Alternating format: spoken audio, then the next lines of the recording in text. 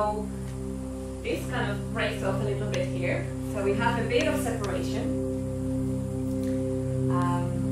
So I don't know if you can see at the back. We have the empowered I, which holds in front of them their acceptance, the things that they accept about themselves and the things that they repress about themselves. And in the middle, this kind of, let's say, I'm the relationship energy, in the middle is the we. And the we is created by both. So here is where communication happens. An empowered relationship is really a contract. I know it might sound a bit cold and maybe not very romantic, but it is a contract between two people. When you go for a job interview and they ask you many questions, when you sign your contract, you know exactly what your job is. There is no difference in a relationship.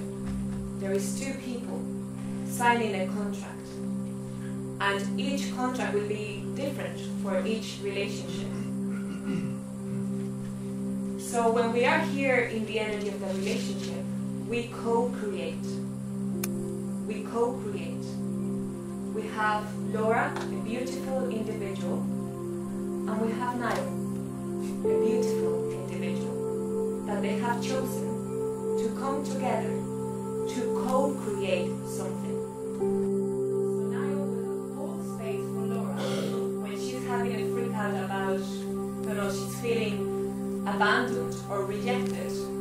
Niall will hold space for her to heal that, for her to find that for herself, and vice versa. So it is teamwork. In an empowered relationship, there is no projection, there is no blame. Whatever is going on with her belongs to her. Whatever goes on with him belongs to him.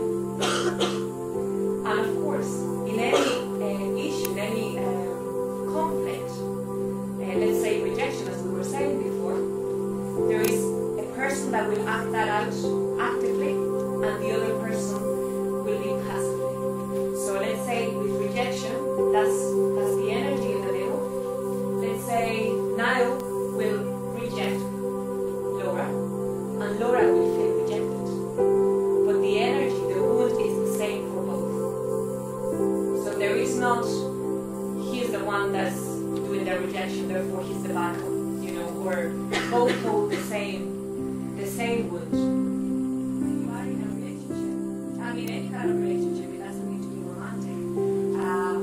The other person can hold space for you so that you can explore that you can gain self-esteem and confidence. So really, when we are in a relationship, if somebody is going through pain or some whatever the wound is in that relationship, the other person holds space and allows the other person to heal by accepting them. What I find is whatever I implement in myself, I have to do it in myself first. If the other person doesn't want to, I hold space for the other person. I create that energy. And usually what happens is it could be a transformation in the other person. Again, we cannot guarantee because, you know, free will. But usually if I establish that, if I establish respect, or if I establish love or confidence, if I'm sending that vibration, it's kind of very easy that the other person might do that.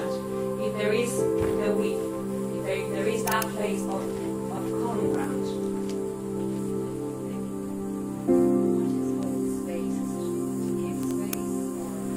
No, that's a good question. To hold space is to allow the other person be.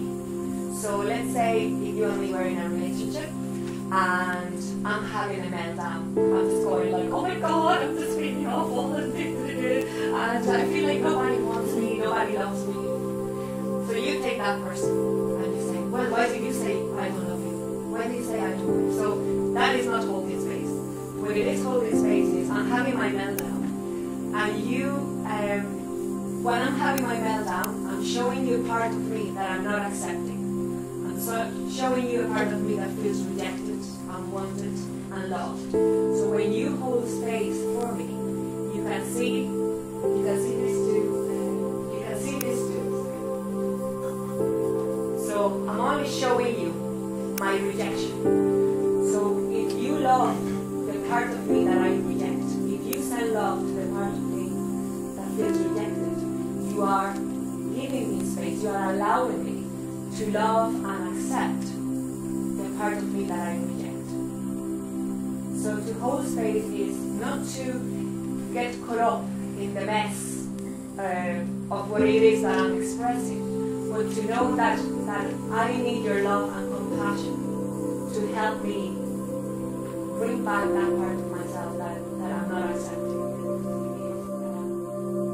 When you expect the other person to do something for you, whether it's emotionally or even mentally or physically, when you feel that without the other person, you are nothing. That's codependent. I mean, it can take many forms and many different ways.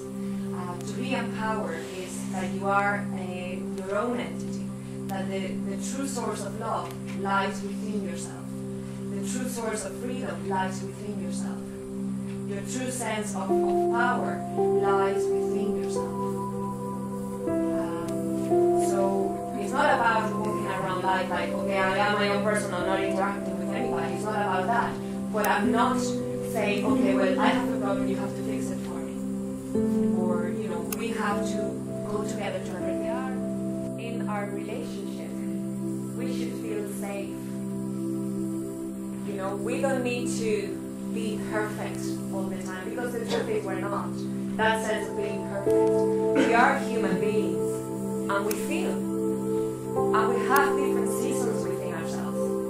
There are times when we feel full of energy, that we want to do things, where, you know, just full of things. And there's other times where we just want to be in bed and sleep and watch videos, and there's not much going on. But when we are in that relationship, in that empowered relationship, it's about being yourself with your partner, respecting each other, having a strong boundaries, and just allowing each of you grow within that relationship, because that is the aim of the relationship. The aim of the relationship is that Niall can learn to love himself through being with Laura, and that Laura can learn to love herself by being with Niall. So it's not so much about Laura loving Niall and Niall loving Laura, but it's about sharing love.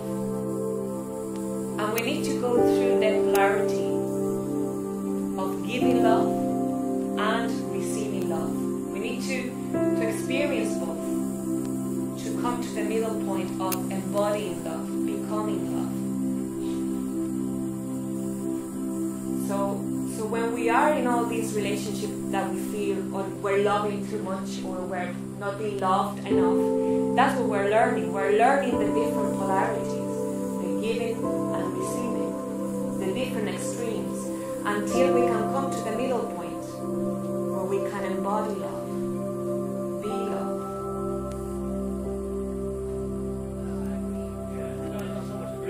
It's not about agreeing, it's about allowing individuality. You know, like, let's say, Niall can really enjoy, I mean, this is just a metaphor, being a Manchester United follower, right?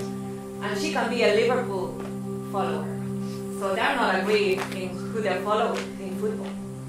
But when they are in this relationship, they accept and respect that the other person has a different belief, a different way of seeing life, different likes and dislikes. So, you know, very, very important. Again, respect starts with self-respect. So how you establish self-respect is how others are going to respect you. I mean, that was a very important lesson that I had to learn. Because Because growing up in my family, I didn't know what respect was.